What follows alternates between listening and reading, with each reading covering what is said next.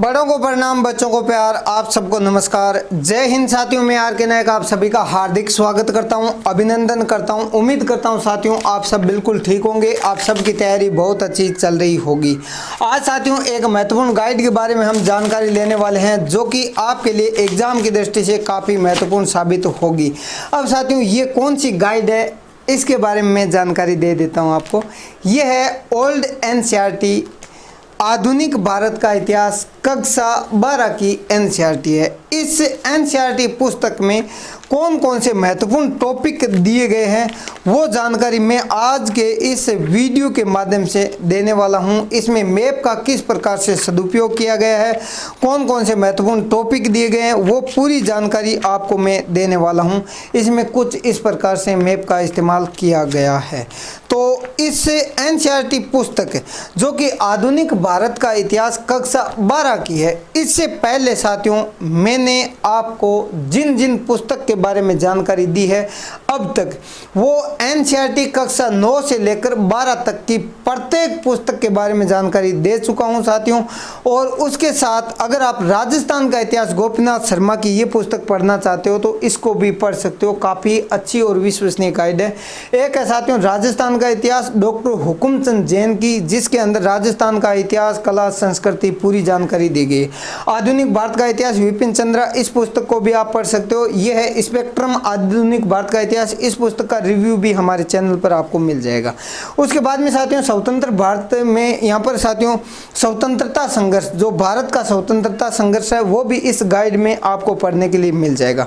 कुछ toppers notes है जिसमें आरएस का टॉपर्स नोट्स, स्टेट पीसेस जिसमें राजस्थान का प्राचीन मध्यकालीन भारत का इतिहास, राजस्थान का इतिहास, कला एवं संस्कृति, वो पूरी जानकारी दी गई है। आधुनिक भारत का इतिहास भी इसमें शामिल है। बाकी साथियों जो आईएएस का टॉपर्स नोट्स होता है उसके अंदर भी आप यहाँ पर देखेंगे प्राचीन भारत का इतिहास है, मध्यकालीन भारत का इतिहास है, आधुनिक भारत का इतिहास मिलेगा आपको, विश्व का इतिहास भी पढ़ने के लिए इनमें आपको मिल जाएगा। बाकी साथियों एमसीक्यूज प्रैक्टिस के लिए दिशा पब्लिकेशन की भारतीय इतिहास, कला एवं संस्कृति 2300 प्लस महत्वपूर्ण एमसीक्यूज इस एक ही गाइड में दिए गए हैं। इनको आप अच्छे से ज़रूर पढ़िए, रिवीजन कीजिए। अगर साथियों आप अच्छे से पढ़कर रिवीजन करते हो तो आपको सफल होने से कोई नहीं रोक सकता। और भूगोल को समझने के लिए, ज्योग्राफी को समझने के लिए इसी प्रकार मैप का इस्तेमाल आप कीजिए, एटलस का इस्तेमाल कीजिए, अच्छे से पढ़िए, सफल होने से कोई नहीं रोक सकता। कला एवं संस्कृति दृष्टि आईएएस की ये भी एक महत्वपूर्ण पुस्तक है साथियों। किरण पब्लिकेशन के भारतीय इतिहास, इस पुस्तक का रिव्यू देखने के लिए भी साथियों हमारे प्ले लिस्ट को विजिट कर सकते हो। विश्व का इतिहास महेश कुमार वर्णवाल और इतिहास एनसीईआरटी सार महेश कुमार वर्णवाल, बहुत ही प्यारी और विश्वसनीय गाइडें हैं साथियों, ये इनको आप पढ़ सकते हो। नेट जेआरएफ की तैयारी करने वालों के लिए यहाँ पर नेट जेआरएफ हिस्ट्री से संबंधित भी जानकारी इस पुस्तक की दी गई है। आधुनिक विश्व का इतिहास, विश्व के इतिहास से संबंधित एक बहुत ही महत्वपूर्ण गाइड है साथियों, विश्वसनीय गाइड है। विश्व को समझने के लिए आपको इस प्रकार की गाइड पढ़ना चाहिए। अब साथियों हम चलते हैं इस गाइड आधुनिक भारत का इतिहास कक्षा 12 की जो एनसीईआरटी है इसके बारे में जानकारी लेने के लिए।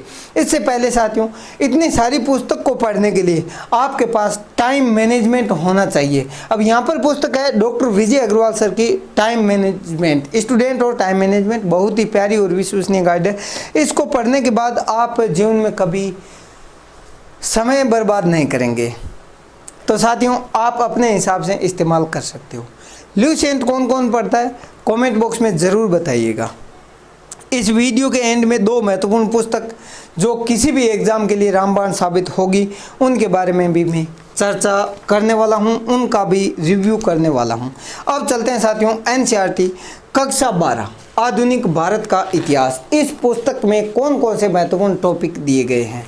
और ये है ओल्ड एनसीईआरटी, पुराने वाली एनसीईआरटी, जिसको मैंने जेरोक्स या फिर फोटोकॉपी के माध्यम से अब तक रखा है सुरक्षित, और बहुत ही अच्छी गाइड है साथियों। इसको बहुत ही अच्छे तरीके से समझाया गया है। अब इसमें विशेष सूची के अंतर्गत हम देख लेते हैं कौन कौन से महत्वपूर्ण टॉपिक है।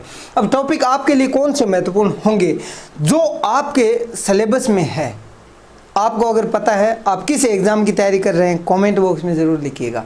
अगर आपको अपने सिलेबस का पूरा नॉलेज है कि हाँ मेरे सिलेबस में ये टॉपिक है, तब साथियों आप इन पुस्तक जितनी भी मैंने दिखाई है इन पुस्तकों के साथ न्याय कर सकते हो, उनके साथ में आप अच्छे से उसका सदुपयोग कर सकते हो। नोट्स कैसे बनाने हैं वो भी मैं बताने वाला हूँ।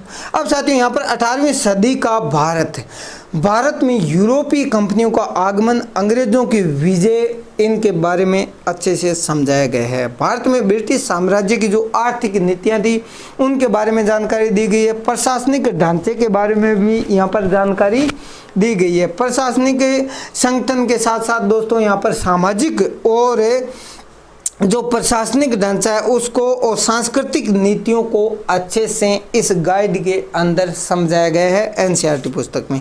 1857 का जो विद्रोह हुआ था उसके बारे में पूरी जानकारी आपको मिलेगी यहाँ पर। 1858 के बाद में जो प्रशासनिक परिवर्तन हुए थे भारत में उनके बारे में जानकारी दी गई है। ब्रिटिश शासन का आर्थिक प्रभाव क्या रहा है वो पूरी जानकारी इसमें दी गई है साथियों।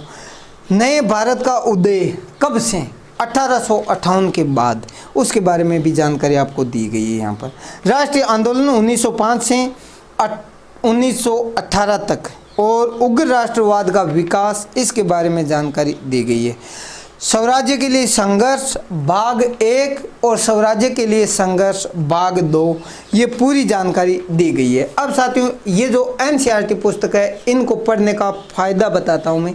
सबसे पहले तो इसकी भाषा शैली बहुत ही आसान होती है, आप आराम से प्रत्येक टॉपिक को समझ सकते हो, नंबर 1 बात। दूसरी बात, कोई भी टॉपिक समझाने के लिए यहाँ पर जिस टॉपिक को समझाना है उसके लिए छाया चित्र का इस्तेमाल किया गया है, यानी इमेज का इस्तेमाल किया गया है। और जहाँ पर आपको मैप की आवश्यकता है, जैसे कांग्रेस अधिवेशन 1885 से 1947 तक, इस मानचित्र के अंदर पूरा जानकारी दिया गया है कि कौन सा अधिवेशन कब हुआ था, कहाँ पर हुआ था, कितनी बार हुआ था, लाहौर में अधिवेशन कितनी बार हुआ था, अमृतसर में कितनी बार हुआ, दिल्ली में कितनी बार हुआ, पूरी जानकारी आपको इस मैप में मिलेगी। इस प्रकार जब मैप के साथ आप पढ़ते हो तो आपको प्रत्येक टॉपिक, प्रत्येक सब्जेक्ट आसान लगने लग जाता है। तो ये साथियों एक प्यारी और विश्वसनीय गाइड है एनसीईआरटी, ओल्ड एनसीईआरटी, इसको आप ज़रूर पढ़िएगा। अगर इसका पीडीएफ प्राप्त करना चाहते हो तो आप मुझे कमेंट ज़रूर करें इसी वीडियो में। बाकी साथियों अगर आपको लगता है कि मेरा ये वीडियो आपके लिए फ़ायदेमंद साबित होगा या फिर हुआ है तो आप इस वीडियो को लाइक ज़रूर कीजिएगा। मुझे जो एनर्जी मिलती है, मुझे जो ऊर्जा मिलती है, उस ऊर्जा का स्रोत कौन है? वो है आप जो इस वक्त मेरा वीडियो देख रहे हैं। अगर आप लाइक करते हो तो मुझे और अधिक ऊर्जा मिलेगी, आने वाले समय में और अधिक वीडियो इसी प्रकार के आपको मिलते रहेंगे। तो आशा करता हूँ साथियों इस प्रकार की गाइड जो एनसीईआरटी पुस्तक है इसको आप ज़रूर पढ़ेंगे, अच्छे से नोट्स बनाएंगे। अब साथियों नोट्स बनाने के लिए आप किसी भी गाइड को उठा लीजिए, जैसे ये पुस्तक है, ये तो छोटी सी गाइड है एक, लेकिन इससे बड़ी गाइड जब आप एमसीक्यूज प्रैक्टिस के लिए जाते हो तो 10,000 प्लस महत्वपूर्ण एमसीक्यूज है। दिशा पब्लिकेशन की ये बहुत ही प्यारी और विश्वसनीय गाइड है। एक और महत्वपूर्ण गाइड है साथियों सामान्य अध्ययन की, जो कि पेपर 1 2021 लेटेस्ट वर्जन है, मनोहर पांडे का, आर्यन पब्लिकेशन। बहुत बड़ी गाइड है साथियों, आप भी सोच रहे होंगे कि काफ़ी बड़ी गाइड है, लेकिन साथियों इस गाइड का रिव्यू भी हमारे चैनल पर आपको मिल जाएगा।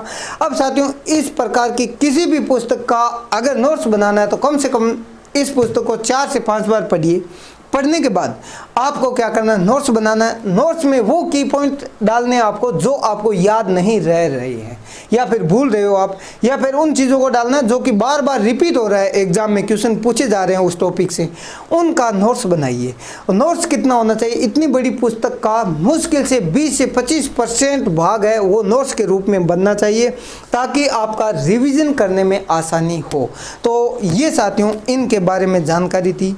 इतनी सारी पुस्तकें मैंने बताई है, इनमें से आपके पास कौन सी पुस्तक है, नंबर 1 बात। दूसरी बात, आने वाले समय में आप कौन सी पुस्तक परचेज करने वाले हैं, वो दोनों चीज़ आप कमेंट बॉक्स में ज़रूर लिखिएगा।